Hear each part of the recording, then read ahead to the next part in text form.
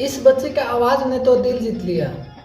जो हमारे वीडियो को देख रहे हैं कमेंट में बताना है कि इस बच्चे का आवाज़ कैसे लगा, हमको कैसे लगा ये हम कल बताएंगे।